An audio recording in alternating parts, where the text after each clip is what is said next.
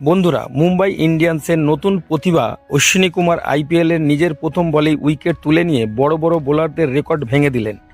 তার দুর্ধর্ষ বোলিং দেখে হতবাক হয়ে গেলেন নীতা আম্বানি, হার্দিক পান্ডিয়া ও রোহিত শর্মা।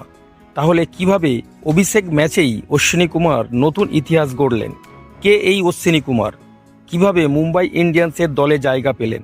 কলকাতা নাইট রাইডার্সের বিপক্ষে 4 উইকেট নেওয়া এই বিস্ময় বোলারের গল্প আজ আপনাদেরকে জানাবো। ওয়াংখেড়ে স্টেডিয়ামে মুম্বাই ইন্ডিয়ান্স তাদের প্রথম জয়ের খোঁজে নেমেছিল।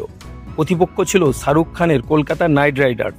কলকাতার প্রথম ব্যাট করতে নামে, কিন্তু মুম্বাইয়ের বোলিংয়ের সামনে তারা দাঁড়াতেই পারেনি। প্রথমেই দীপক চাহার ও ট্রেন্ট বোল্ট কলকাতার ব্যাটিং লাইন আপ ধ্বংস করে দেয়। কিন্তু আসল চমক তখনও বাকি ছিল। মুম্বাই ইন্ডিয়ান্স তাদের তরুণ প্রতিভা অশ্বিনী কুমারকে ডেবিউ করার সুযোগ দেয়। মাঠে নামার সঙ্গে সঙ্গেই অশ্বিনী বাজিমাত করেন। প্রথম বলেই তিনি অজিঙ্কা রাহানেকে আউট করেন, যা তাকে আইপিএলের ইতিহাসে প্রথম বলেই উইকেট পাওয়া খেলোয়াড়দের তালিকায় জায়গা করে দেয়। এরপর তিনি একে একে রিঙ্কু সিং, মনীষ পান্ডে ও আন্দ্রে রাসেলকে ফিরিয়ে দিয়ে কলকাতার ব্যাটিং লাইন আপকে গুঁড়িয়ে দেন।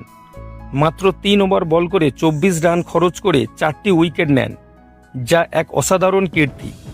তার দুর্দান্ত বোলিং দেখে নীতা আম্বানি, হার্দিক পান্ডিয়া ও রোহিত শর্মাও বিস্মিত হয়ে যান। অশ্বিনী কুমার মুম্বাই ইন্ডিয়ান্সের হয়ে অভিষেক ম্যাচেই প্রথম বলেই উইকেট নেওয়া চতুর্থ বোলার হিসেবে রেকর্ড গড়েন।